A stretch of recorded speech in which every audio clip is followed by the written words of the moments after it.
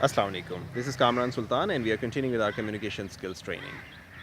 Now میں نے آپ سے پچھلے لیسن میں آپ کے ساتھ ایک جو لنک شیئر کیا تھا اس کے اندر میں نے ذکر کیا تھا ریپو کے حوالے سے، اور ہم نے یہ بات اسٹیبلش کی تھی کہ لوگ ان لوگوں کو پسند کرتے ہیں جو ان کو اپنے جیسے لگتے ہیں، اور اس کے لیے جو ہم پروسیس یوز کر رہے ہیں وہ پروسیس ان کے ساتھ سملیرٹیز ڈیولپ کرنے کا ہے۔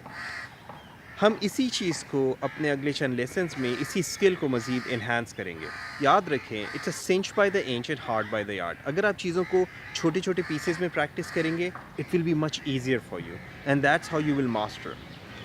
ناؤ آج آپ کو میں ایک چھوٹی سی جو ٹاسک دے رہا ہوں وہ ٹاسک سمپلی یہ ہے کہ آپ کسی کے ساتھ بھی جب کمیونیکیٹ کر رہے ہیں سو آپ نہ صرف اس کی فزیولوجی، اس کی باڈی لینگویج کو میچ کیجئے بلکہ اس کو ساتھ میں لیڈ کرنے کی اٹیمپٹس کیجئے۔ ناؤ جب آپ کسی کو پیس کریں گے، یعنی کہ آپ جب اس کے ساتھ باڈی لینگویج اپنی میچ کریں گے تو آپ سمپلی اپنی باڈی لینگویج کے کوئی اسپیکٹ لے لیجئے۔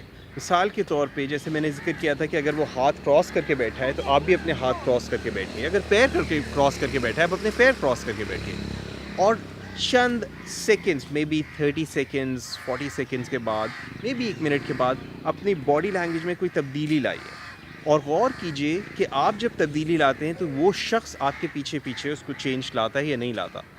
اگر وہ چینج لا رہا ہے گریٹ، اگر نہیں لا رہا اس کا سمپل مطلب یہ ہے کہ آپ کو مزید پیس کرنے کی ضرورت ہے۔